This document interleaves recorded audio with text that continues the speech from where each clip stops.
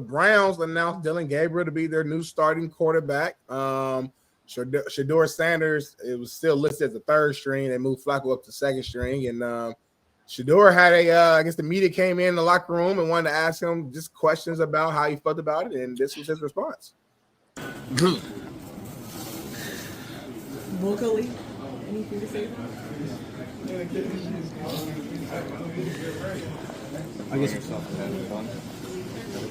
one more. I guess what do you think you have to show to the coaches just to have them have that belief in you that you can be ready.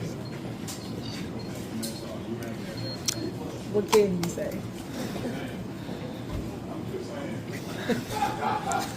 How much has Joe been important to both you and Dylan in terms of your guys' development to this point?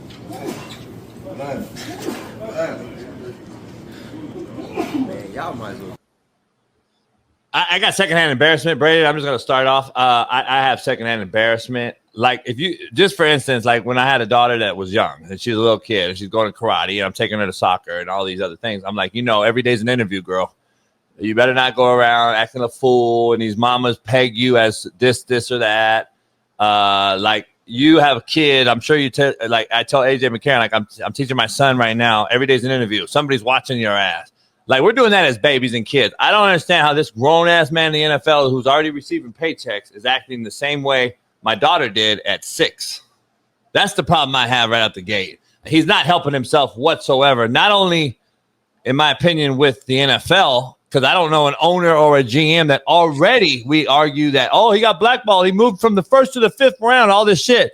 Now he continues to do the same shit over and over and expecting a different result. So now NFL owners and GMs are supposed to want to trade for him? I'm confused.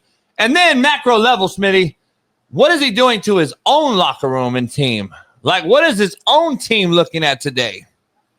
I don't get it. And then I don't understand the endorsement by his own camp. That's the problem I have too. But Braden, go ahead before Darnell gets in there. When the whole ordeal about him turning down Baltimore popped up 2 weeks ago, I said that was one of the worst decisions you could do, right? Number one, you just don't turn down being drafted in the NFL. That just goes to show a little arrogance, cockiness to you. And honestly, teams don't like seeing that. If you're going to tell a team, I'm too good enough in the 5th round, right, to be drafted by you, I'm good on that, quote unquote, then that's one of the downfalls, right? Everybody in his camp should be held accountable, whether it's Dion, whether it's his entourage, his brother, whoever. I don't know who it is. I'm not going to sit here and say this person is solely responsible for Shedeur Sanders' actions, but everybody in his camp needs to be held accountable. Now, yesterday, that was in regards to what Rex Ryan said on TV. Yeah. Now, Shedeur is showing that that's a level of immaturity that he needs to grow up from. I get it. You're responding to what Rex Ryan said about you on TV, and hey, Rex Ryan may not know dog shit about you or what you're doing or you're grinding in your process every day. But Shedeur Sanders, as a quarterback 3, you're not afforded opportunities to act like a quarterback 1, right? You're the last. You're the guy behind the guy in Cleveland, and your job is to soak up every opportunity. And yes, sometimes you have to bite the bullet in the media. If that means getting up in front of an interview and saying, you know what, I'm grateful for the opportunity to be here. I'm looking forward to working behind Dylan and Joe, whatever that role may be. And that's all you have to say. But to get up there and immaturely act like a mime and give, silent answers is just not the way. You're not helping yourself out. Ownership sees that.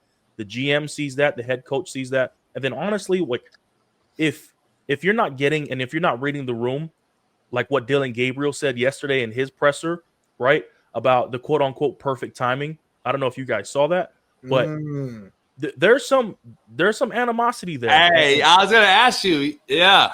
There's some animosity. Tweeted it out. You tweeted it out. You said there's definitely some animosity going on between these two. You think, huh? 100%. The first time Dylan Gabriel said it after a preseason game, he said, I'm not here as an entertainer, right? Or I'm here as a competitor. I'm not here to be an entertainer, whatever, whatnot.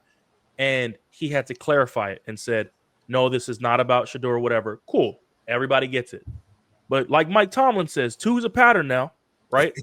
And now it's up to DG. DG's got to go hang his nuts out there on Sunday in London and ball out. But as far as the whole Shedeur situation, man, I just think there's got to be a lot of growing up there. I think in Colorado, he had a lot of his own ways. And it was one of those things where people were telling him, man, you can be an outcast. You can be the guy. Do it your way. Go into, these meetings and demand your value and be yourself. And you know what? Honestly, the biggest problem here, JB and Smitty, is the way social media viewed him and his draft stock is a totally different way from how front office and execs. I try to tell these people they don't get it. I may not be employed by an NFL team right now, but I'm still close with a lot of higher ups, execs, scouts, GMs I still talk to on a normal basis. And I asked them, and I won't put the word out there, and I asked them, I said, what were your guys' grades on him? And they said, the biggest problem is our grades on him weren't exactly what social media saw. And that's the problem, is everybody continues to believe social media, continues to believe these Instagram pages, these X accounts that push out fake agenda. But that's not really what the true statistics are where we saw him as a quarterback. Yeah, I don't get it.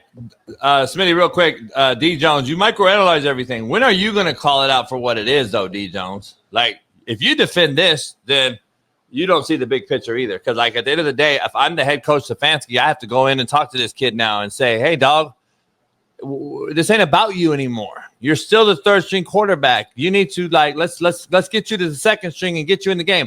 I kind of agree with Shaun King, Smitty. I think he's going to have to play a game soon. Shedeur is going to have to probably play a game here soon, somewhat way, whether it's Dylan busts and doesn't do well, and then they say, all right, this is it, Shedeur, it's your time to shine, or Flacco goes back and knock on wood, something happens there, and then Shedeur will be the next guy.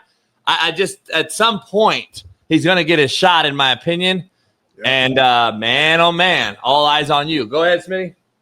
Yeah, I don't have too much to add. I mean, I think it was just childish to me. That's just how I looked at it. I don't really think I don't want to blow it out of proportion, but it was childish. You're a quarterback. Quarterbacks, have to move a different way. Your leaders are in the locker room. Like Brandon broke down, I get what he's doing. He's basically saying, like, damn, every time if I give you my real answer, I'm wrong. If I say this, I'm wrong. So you know what? I'm not going to say shit. So I get the message he was trying to put out. So, but it's just childish, So, yeah. But like I said, he's a Sanders. So whatever he does it's gonna. If he would have answered it, we would have talked about it today. If he does this, we're gonna talk about it today. So, I don't know. The only advice I got, and I don't know if it's even possible, is try to avoid media right now. And I don't know the rules. I don't know how it works. He's a third string guy. We don't hear from any other third strings, like any other team anywhere. So I don't know if there's a way to him to avoid it. I know the media's gonna keep coming to him because of his name, but like my only advice is like if you can, don't even talk to him right now. If that's a possibility. I wish I would have seen a different response from his pops, because like he's a head coach of other men in college right now, and to me, it's an overall bad look for everything involved. Because at the end of the day, if I wish I would have personally, I would have called my son and said, and I got a daughter, but I would have called her too, and I'd have been like, call Rex Ryan and tell him what you think. Don't do a mime. Like, you should, if you got beef with Rex Ryan because he said, shut your mouth and get to work and blah, blah, blah, and you got personal beef or you were agitated by his statement or whatever, call that motherfucker. That's all I would have said if I was his pops. But not to do this right here, to me, even adds fuel. I don't know.